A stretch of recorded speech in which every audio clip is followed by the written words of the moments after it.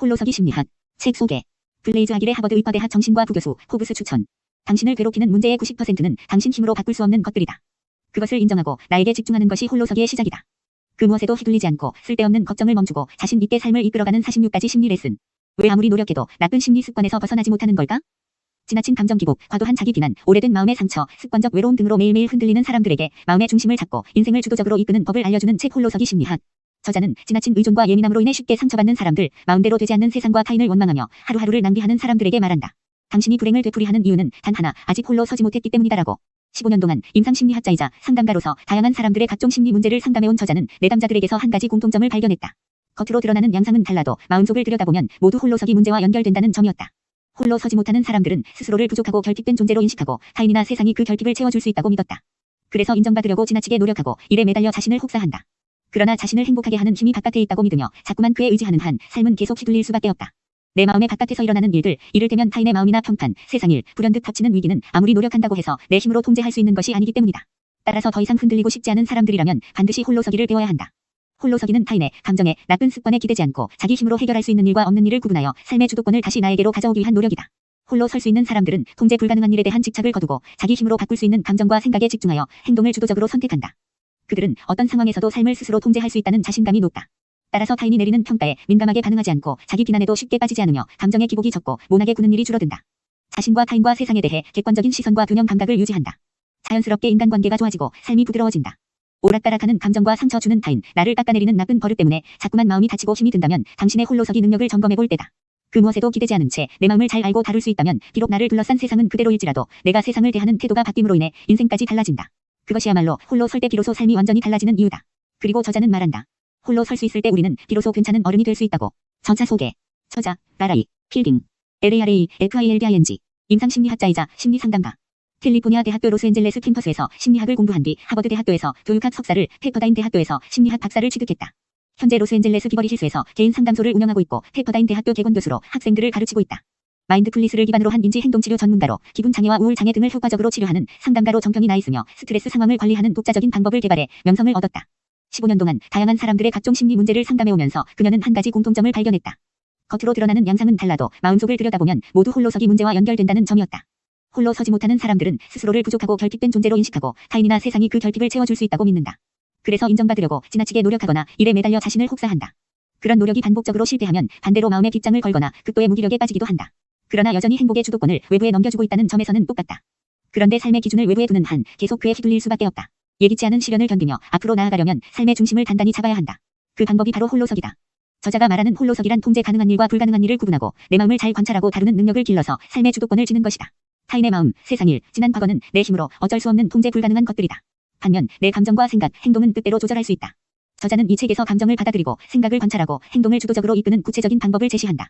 감정 기복과 자기 비난, 지나친 의존과 예민함으로 매일매일 흔들리고 후회하는 사람들이 삶의 중심을 잡고 잃어버린 균형 감각을 되찾아 원하는 삶을 향해 거침없이 당당하게 나아가기를 바라는 마음이다. 역자 이즈민. 고려대학교 건축공학과를 졸업하고 건설회사에서 설계 및 기획을 담당하다가 책 번역의 매력을 느껴 번역가가 되었다. 이화 여자대학교 통번역대학원 번역학과를 졸업했으며 현재는 뉴욕에서 두 아이를 키우며 번역을 하고 있다. 호기심의 탄생, 철학가계, 숫자감각, 철도, 역사를 바꾸다, 북유럽 모던 인테리어, 공유 경제의 시대, 김이코노미, 망각에 관한 일반론, 마이시스터즈 키퍼 등 40권가량의 책을 우리말로 옮겼으며 저서로는 그래도 번역가로 살겠다면 어른이 되어 다시 시작하는 나의 사적인 영어 공부가 있다. 목차 소개. 프롤로그 15년간 상담하며 발견한 삶의 중심이 단단한 사람들의 비밀. 파트 1 나는 왜 사소한 일에도 쉽게 흔들리는가? 자아편. 챕터 1 내가 사람들에게 홀로서기를 권하는 이유. 당신을 힘들게 만드는 것은 무엇입니까? 사람들이 의외로 모르는 홀로서기의 세 가지 의미. 홀로 설 때 비로소 삶 전체가 달라지는 까닭. 그 무엇에든 기대고 싶은 당신에게 지금 필요한 것. 챕터 2 나는 왜 나를 믿지 못하고 타인의 사소한 말에 흔들리는 걸까? 우리 마음에는 상반되는 두 가지 욕구가 살고 있다. 자유롭고 싶은 마음 vs 인정받고 싶은 마음. 타인의 말에 쉽게 흔들리지 않는 사람들의 심리. 우리는 모두 적당히 부족하고 적당히 괜찮은 사람이다. 챕터 3 흔들리는 순간 내 감정부터 살펴봐야 하는 이유. 삶에 관한 단 하나의 진실, 결코 뜻대로 흘러가지 않는다는 것. 그러므로 불편한 감정이 드는 것은 당연하다. 나쁜 감정이 든다고 꼭 나쁜 사람이 되는 것은 아니다. 내 안에 분노와 평화롭게 지내는 법. 챕터 4 그가 무례한 걸까? 내가 예민한 걸까? 그를 무례하다고 단정하기 전에 생각해봐야 할 문제들. 아주 오래된 상처가 문제일 수도 있다. 너무 아파서 화를 내는 사람들. 더 이상 상처를 두려워하거나 모른 채 하지 말 것. 챕터 5 나를 망치는 가장 강력한 적, 부정적인 생각 습관. 내가 나를 심판하는 판사가 될 때 일어나는 일들. 그럼에도 마음에 들지 않는 내 모습은 어떻게 해야 할까? 부모 탓하기야말로 세상에서 가장 허무한 직. 부정적인 생각 습관에서 벗어나기 위해 가장 먼저 해야 할 일. 파트 2 하루에도 몇 번씩 바뀌는 기분에 휘둘리지 않으려면 감정편. 챕터 6 내 감정의 패턴을 아는 것이 먼저다. 감정에도 패턴이 있다. 나도 모르게 작동하는 감정 패턴부터 파악하라. 감정 패턴을 잇는 5가지 요소. 감정과 생각을 사실이라고 착각하지 말 것. 통제할 수 있는 것과 없는 것을 구분할 것. 챕터 7 가장 조심해서 다루어야 할 3가지 감정. 무기력, 우울, 불안. 사람들이 전기 충격보다 더 두려워하는 것. 무기력, 진짜 하고 싶은 게 뭔지 잘 모르겠어요. 우울, 실패할 게 분명해요. 불안, 모든 걸 잘 해내지 못할까봐 걱정돼요. 챕터 8 후회와 오해만 남기는 감정 기복에서 탈출하는 법. 기분에 따르라는 말을 절대 실행에 옮기면 안 되는 이유. 감정을 잘 다스리는 사람들의 특징. 올오할 나심이라는 위험한 생각 버리기. 감정 기복을 이기는 7가지 행동요법. 파트 3 홀로 설 수 있을 때 우리는 비로소 괜찮은 어른이 된다. 관계편. 챕터 9 홀로 설 수 있을 때 우리는 비로소 괜찮은 어른이 된다. 우리가 튼튼한 사람이 되기 위해 배워야 하는 것. 자기 확신을 바탕으로 삶의 주인으로 거듭나기. 홀로서기 훈련 1. 내 감정을 받아들이는 법. 홀로서기 훈련 2. 내 생각을 점검하는 법. 홀로서기 훈련 3. 내 행동을 지지하는 법. 챕터 10. 애쓰지 않고 꾸미지 않아도 모두가 좋아하는 사람들의 비밀. 인간관계에서의 홀로서기. 부탁은 민폐라고 생각하는 사람들이 저지르는 가장 큰 실수. 관계에서 홀로 선다는 것의 진짜 의미. 솔직하고 자연스러운 태도가 정말 중요한 이유. 상처 주지 않으면서 원하는 것을 얻는 대화법. 챕터 11. 후회 없이 사랑하고 사랑받을 줄 아는 사람이 되는 법. 사랑에서의 홀로서기. 아무리 사랑해도 외로움은 결코 사라지지 않는다. 사랑하는 사이일수록 거리두기가 필요한 이유. 진정한 사랑은 상대를 더 자유롭게 해주려는 의지. 그 사람과 오래 함께하기 위해 반드시 지켜야 할 것. 파트 4 나에게 너그러워지고 타인에게 부드러워지며 삶은 편안해지는 홀로서기 심리학 세상편. 챕터 12 세상에서 가장 소중한 나를 아끼고 돌보기 위한 12가지 심리 레슨. 챕터 13 홀로서기 훈련 나를 돌보는 연습은 계속된다. 출판 사서평. 지나친 감정 기복, 과도한 자기 비난, 오래된 마음의 상처, 습관적 외로움. 왜 아무리 노력해도 나쁜 심리 습관에서 벗어나지 못하는 걸까? 친구의 한마디에 자꾸만 신경이 곤두섭니다. 남자친구가 전혀 달라지지 않아서 불행합니다. 아이가 말을 안 들어서 화가 납니다. 그가 나를 온전히 받아주지 않아서 너무 외롭습니다. 무슨 일이든 시도해보기 전에 실패할까봐 겁부터 납니다. 사람들이 언젠가 저에게 실망할까봐 두렵습니다. 15년간 임상심리학자이자 상담가로 다양한 사람들의 각종 심리 문제를 상담해온 저자는 내담자들 사이에서 한 가지 공통점을 발견했다. 겉으로 드러나는 양상은 달라도 마음속을 들여다보면 모두 홀로서기 문제와 연결된다는 점이었다. 마음의 고통을 안고 상담실을 찾아온 사람들은 홀로 서지 못한 채 한결같이 무언가의 마음을 기대고 있었다. 누군가는 타인의 평가에 지나치게 예민하게 반응했고 누군가는 뜻대로 움직여주지 않는 사람들 때문에 불행했으며 어떤 사람들은 자신에 대한 완벽주의적인 기대를 거두지 못한 채 끊임없이 스스로를 괴롭혔다.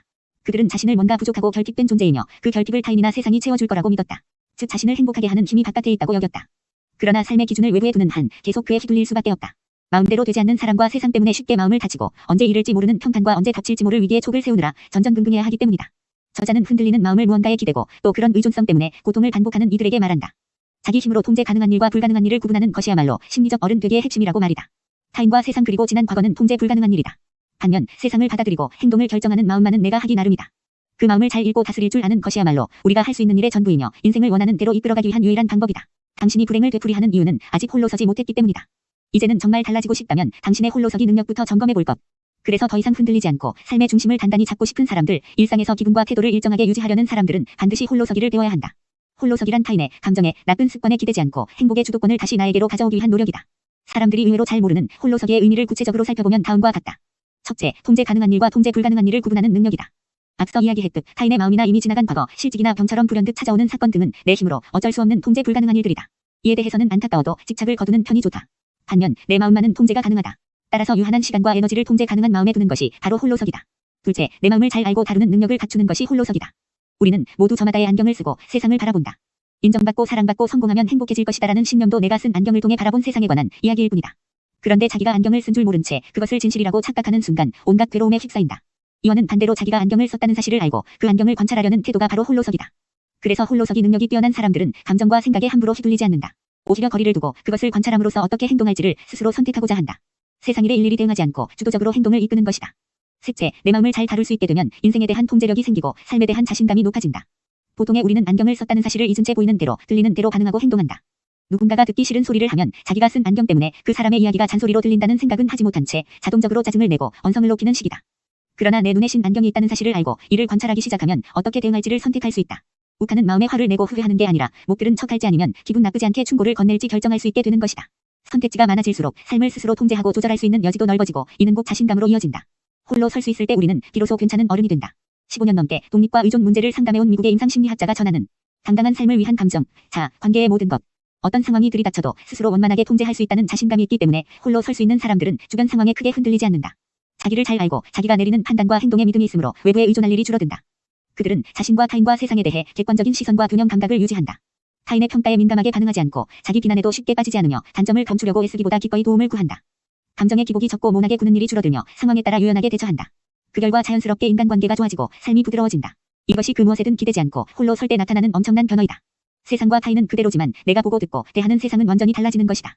저자는 감정, 생각, 행동 등 개인적인 차원뿐만 아니라 일, 사랑, 인간관계 등 삶의 모든 국면에서 홀로서기가 어떻게 적용되어야 하는지를 이 책을 통해 설명한다. 타인의 평판, 들쑥날쑥한 감정, 과거의 상처, 습관적인 자기 비난 등에 기대는 이유를 하나하나 살펴보고 어떻게 홀로 서야 하는지 그 대처법을 알아본다. 특히 현대인들이 가장 곤란해하는 감정 기복 문제를 중점적으로 들여다보면서 자신의 감정 패턴을 파악하는 법, 감정 기복을 이기는 7가지 행동요법, 가장 조심해야 하는 감정인 무기력, 우울, 불안을 다루는 법 등을 구체적으로 제시한다. 더 나아가 인간관계 측면에서 홀로 서는 법과 사랑하는 관계에서 홀로 또 함께하는 법을 살펴본다.